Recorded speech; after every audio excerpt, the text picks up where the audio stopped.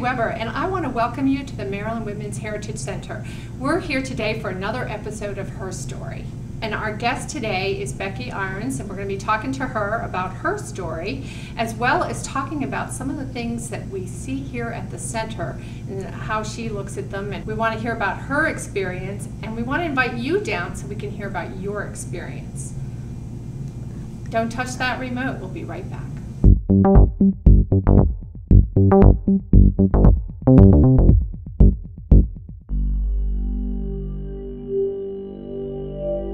Welcome back to the Maryland Women's Heritage Center in Baltimore, and then with me is my guest, Becky IRONS.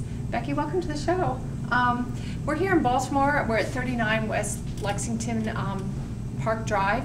Easy to get to. What do you think of the center so far? Well, this is my second trip to the center, and I'm excited to come back. It's in a beautiful part of the city and a beautiful building, and when I came in, I was very impressed with all the different resources they have here. As a teacher, I noticed that there were a bunch of hands-on activities. There is a graphic organizer when you come in with different colors, 6 different colors for different areas where women have donated and benefited the community. I noticed that the range is from early 1600s all the way up to the 2000s. There is artwork, there's clothing of time periods, there is a children's corner where they can do activities with a game with Harriet Tubman. There is also a curiosity corner, which I thought was very interesting. Jean Cooper has donated a stamp collection, and there is a stamp scavenger hunt over there. So lots of fun things for kids. As you get into children of older ages, there, you can look behind us here, there is a timeline, wonderful history, not only with just pictures, but all the way from pre-1600s all the way through 2000s with memorabilia. There is a collage. I noticed that a lot of things have been brought in from the community to show what's happening. One thing that I really enjoyed was there's hanging plaques, around 60 of them, of the unsung heroines. And one that really impressed me was one of Catherine Gaedka. I found out that for 35 years she was an entrepreneur, and she went ahead and had a confectionery shop. And it was really interesting to me that she never let anyone go hungry. If they came into her shop, you know, whether they had money or not, she would give them food. And then she did bus routes for 50 years and donated all that money to the community and different charities. So I thought that was very interesting, besides having a family. So it shows, I think it is good for students. Nowadays, with as a teacher, with all the cutbacks that we have, you know, it's very hard to, you know, I know that they're cutting back on different field trips for the students, and so it's great that you can come to a place where you can call in and set up a time to come in and bring students without a fee, because it's very hard to find nowadays. Right. I got the same impression here. I also work in a school. Oh, great. And I thought this was a great place. There's a lot of variety for different ages.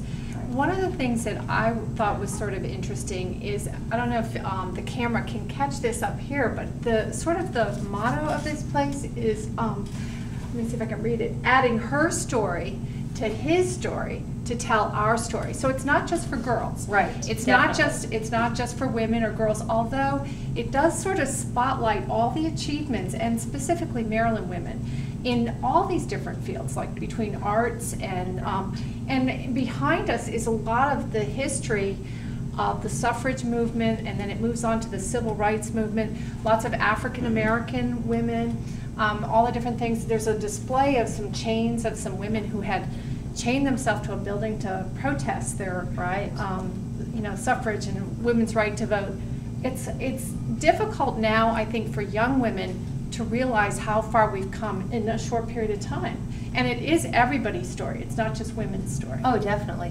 I think this is wonderful. We focus on history as teachers in school, and this is something that all students can learn from. And they kind of tie in the different activities and things that have gone through history in Maryland, and focus, you know, not only on women, but on how women came in through history and integrated into different fields and areas. The 6 areas that they focus on are law and business, music and the arts, education, science, and public service. So there's lots of areas that they focus on, and we can see history through women's eyes, as well as, you know, it shows that women are important. I think it builds self-esteem, and these young men can come in and also see that women are important. Right, right, and if over here there's like a display. It has different women who have achieved something. Every year, I think this center picks certain women that they want to highlight, and they have a Hall of Fame, and you get to find out about women, not just the common things that we would know, but there were some very interesting things that you wouldn't know. Like there was, I can't think who it is now, Adele Stamp. And you know, if anybody who has been to University of Maryland knows there's a stamp union there, and guess what? It's named for her and her achievements. So, and a lot of women in education, politics, you know, community service, communications, all different fields, education, arts, and we've made strides, but I think for young women or school-age children to come here and see that this has been an ongoing thing, and just from, you know, we start, like you said, the 1600s, but we've made so much progress, and women's progress is the same for, you know, all of us. So we really liked the Hall of Fame. It had a lot of different people. I mean, people that, you know, that I think we might have heard their names, but didn't know all the different things that they could do. So did you have a favorite over there? Oh, I did. I love pre-colonial times, and so Margaret Brent from the 1600s really, you know, that caught my eye. I was surprised that, you know, even in the 1600s they have an entrepreneur and a landowner that's a woman. And so here she is. She wanted the right to vote. She didn't get the right to vote, but she played a role in governing the colony. And it was interesting, the General Assembly actually said that they would rather have her, they felt safer with her than any other man in the community, because at the time the two of the colonies were, you know, having some problems back and forth, but she was trying to intermingle in there and try to settle some differences. So they felt very safe with her, even being a woman at that time period. So that was very interesting, I thought. And of course, I gotta say Harriet Tubman. Harriet Tubman's a favorite, you know, and it's just amazing. Many times even men and women don't put their lives in danger, and here this woman put her lives in danger helping 300 slaves escape through the Underground Railroad. Well, as you know, the show is called Her Story, so we wanted to interview you because you're here and you came to the center. So tell me a little bit about yourself. Well, my background is mainly Welsh, and so I had an ancestor come over on the Mayflower. My husband and my family we're really into genealogy, and so we've been able to look at genealogy and stories and read about our history. And I had actually a grandmother and great-grandmother that lived with my parents until they passed away, and the one grandmother being 100. You know, being born in the 1800s, the late 1800s, you were able to hear a lot of stories about their lives and how things were and the things that women did. And so that was always really interesting, and I was able to relate to them because I lived with them. I lived at home at the time I was younger. But personally, myself, I have 5 children of my own. I have 3 boys in college and 2 girls at home. So, you know, life is busy. I'm busy still. Still busy. Yeah, and I stayed home for many years and raised my children to a certain age, going to school, and then I went back to teaching. I taught when I was younger, and then I went back to teaching, and I love teaching. I've taught a variety of age groups. I've taught, currently teaching first, but I've taught mainly in the upper grades, 3rd, 4th, 5th, and 6th. And so I really enjoy all age groups. It's been very interesting. But it's great that I can be in the schools and work with the kids. I work with the Just Say No Club, which is great because I have an influence where we can talk about not using drugs and ways that health and exercise and benefit our community and better ways of doing things. And so that has been a great opportunity. At church, I've been able to also work with the girls, the young women, and we've been working on different goals and setting goals and trying to help make them, you know, a better part of their community by being better people. You know, focusing on different areas and making them look at what they can do to help others. So a lot of service orientation there. And some self-esteem issues and Definitely. stuff, which is like, Definitely. especially in the middle school years, that's a really important thing that you need to do. And could you see this center as being part of something that could help that? Or, oh, definitely. Especially with women or girls. Oh, definitely. It's amazing. There's so many different circumstances of these women here. It's not just one circumstance, so anyone can relate to these women. and it's different time periods too. And it's so interesting to see what they went through. When I come here, I don't think I go through anything nowadays. After seeing what some of these women went through, it's amazing. You know, Right. with the lack of technology or the lack of resources some of these women had, and what they did, all the time that they spent in besides raising their families. So it's, yeah, definitely it's a great And place. being compared to almost a higher standard, and I think even today we have that sort of higher standard for women to achieve. They're always compared to men who may not even have been the best, but Right. you know, we have a higher standard for ourselves, I think, too. Right, So. right. You know, I think that all through time period, women were supposed to be a good role model, whether they were at home or out in the community. And now we see that it's emphasized, you know, in both places a whole bunch. And so you can see that here at the center, you know, because you see the time period in the pre-1600s on up. And they do have a little collage over it here. Actually, it's a wall of collage. But it shows that young people and so forth, young women, and it shows, I think that's great that they can see themselves when younger girls come in, and even young men, they can see that these women and young girls have done things also. Right. So Right. I think that's a good thing. So what do you think has been more challenging, the career or the raising the 5 children? I think raising the 5 children. Because that's quite a task. That are they is. close in age, or are they? Actually, you they have are. 3 in college. That's kind Actually, of a trick. I've got twins in there. Twins in Okay, there, so, all right. Well, yeah. that's a trick too. Right, they're a little less than 2 years apart, and so you know they're pretty close in age. But I think you know nowadays you want to set good morals at home. You want to have spend time with the family, and so that's my main focus. I do go to school. I work hard to do a good job with those kids, and a lot of those kids don't have a good home life, and so I think it's important for me to try to encourage them and for them to find a lot of positive reinforcement at school, but definitely getting students, your children, ready for college nowadays and to be out in that world, because it is difficult to compete nowadays with everyone that's out there. I think that's my main focus, and that takes a lot of time. Yeah, it does, and it's hard to balance both. It is definitely, yeah, that's definitely the case. Yes. Well, we're having a great time, and I'm enjoying talking to you, but we're going to take a break, and we'll be right back. Don't touch your remote.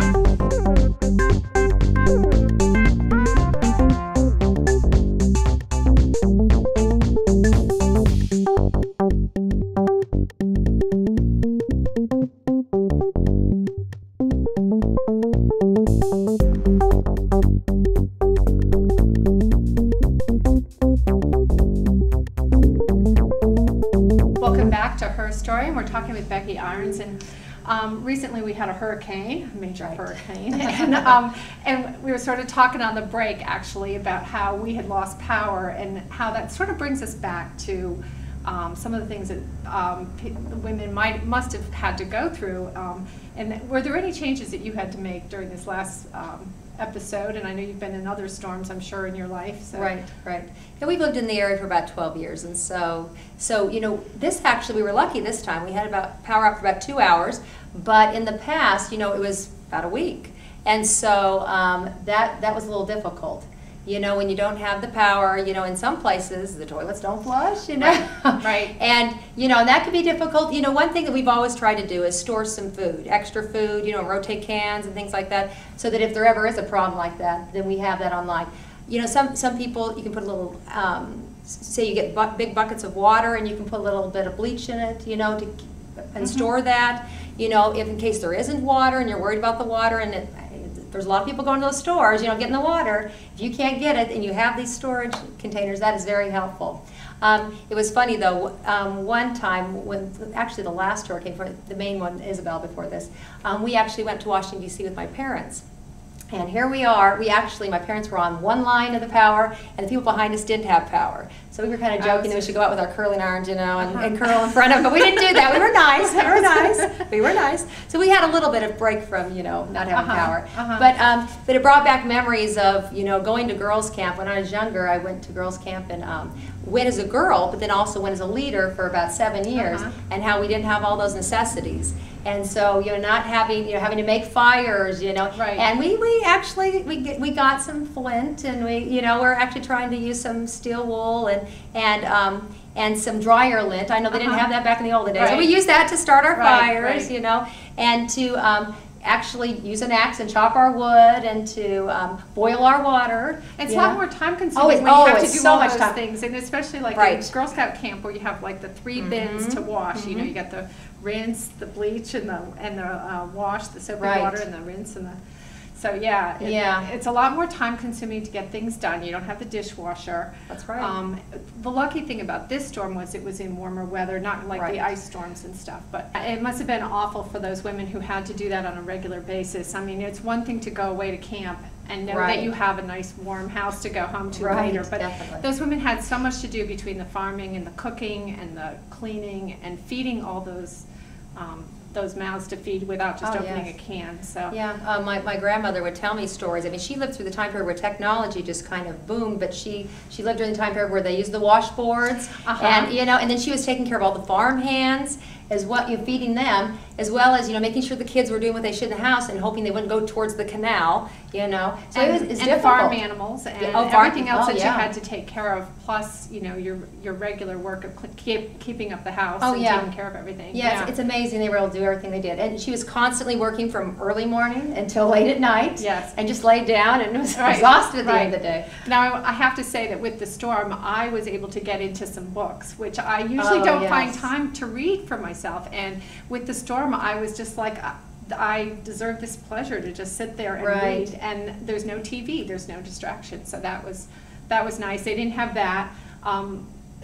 Later on, they did have radio, and I would think that would have been very enjoyable. I'm sure, yeah. You Something know, definitely different and new, and you know, keep them in contact with others. Yeah, it's just sitting there. It's nice sometimes. I mean, we need our technology. You know, we feel we need it anyway. But you know, when we have it, don't have it, it's a lot quieter, and we can just relax and and do things that we wouldn't normally do. Spend more time with your family, doing games. You know, by candlelight. Yes, you know? and it's fun for one night. One night. And out of necessity, I think a lot of women have been inventors and just had to create things to make things easier for their lives. And the Women's Heritage Center here seems to point some of that out. Right.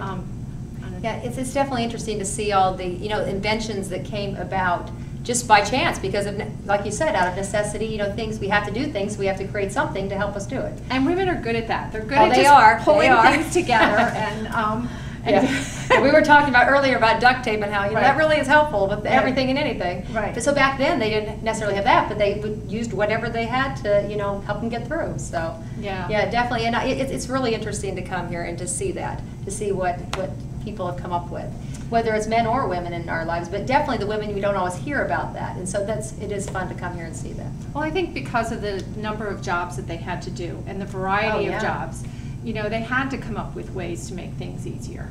Oh, definitely, yeah.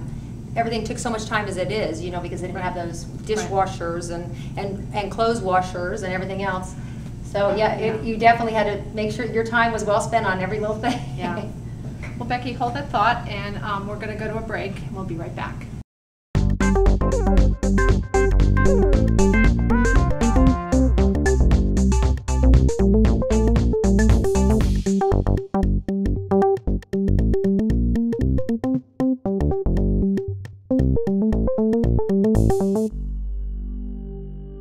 Welcome back to Her Story, and we're with Becky Irons, and I'm Debbie Webber.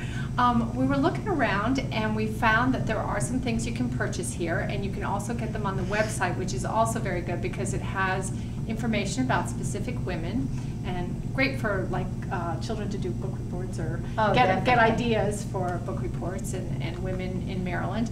But one of the things that I picked up that looks really interesting to me is this, it's tea bags, different flavored tea bags that you can buy here, and it says on it Maryland Women's Heritage Center, and it has this quote from Eleanor Roosevelt, which is really interesting. It says, "A woman is like a tea bag. You never know how strong she is until she gets in hot water." And I just thought that was really a great quote. And I see you found something too while we're walking around. Well, there's wonderful books here, you know, and people can come and read them, but they can also purchase some books, I've noticed. And if you give a donation, many books are free also. So it's great. I think that's good. Okay. Also, one of the books that I noticed is by Cokie Roberts, and she's one of my favorite authors. So there's a number of different authors here, but this is a great one.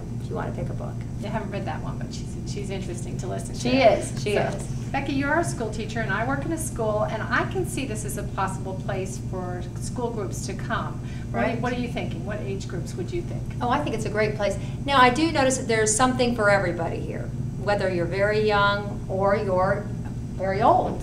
You know, but I do notice that there's, as I mentioned previously about all the resources, there's the Children's Center, there's scavenger hunts, there are different activities for the younger kids. Then you can see all the different histories, the different memorabilia, so that would keep our middle schoolers busy. You know, history classes, they're always looking for something that's hands-on. You know, it's for kids, it gets a little boring sometimes just hearing lectures. They can actually come somewhere and actually see things from the past as well as pictures. You know, it's just not writing, it's pictures, it's memorabilia, it's things actually from the past. Clothing, you know, stamps, you know, all these things. Definitely it can cause an interest in history and in women's history.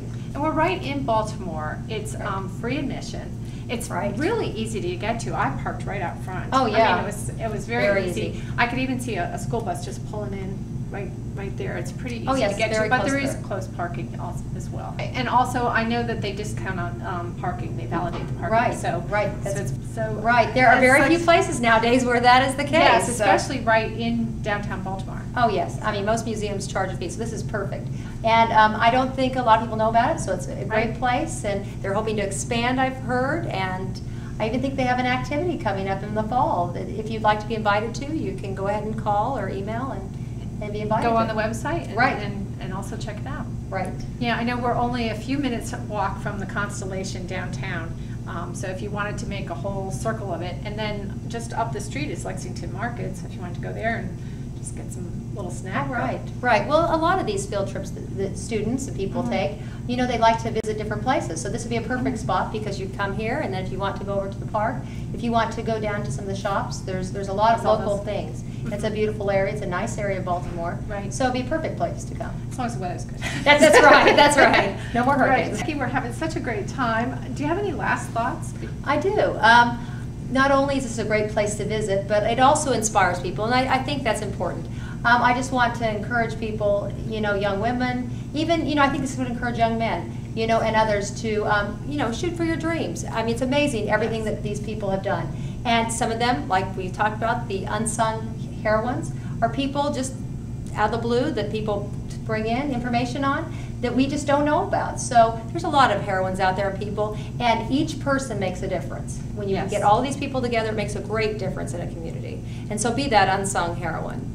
Well, that's great. I agree with you about all the unsung heroes and heroines that we have here and the purpose of the museum. We're also wanted to mention that we're in a historic building, which is, you know, kind of interesting in itself. We're right around the corner from the Sheraton. I'm with my guest, Becky Irons, and we've had a great show.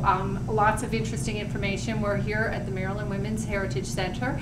And if you'd like to visit or you want more information, the numbers are on the screen, and get in touch with us if you're interested in coming on the show and letting us hear your story as her story. Again, the numbers are on the screen. So I want to thank you again. I just feel that this was very, very meaningful, and we have a lot in common, and I feel like this was a good show. It was great to have you here. Well, thank you, Debbie. I had a great time. All right. Thanks again.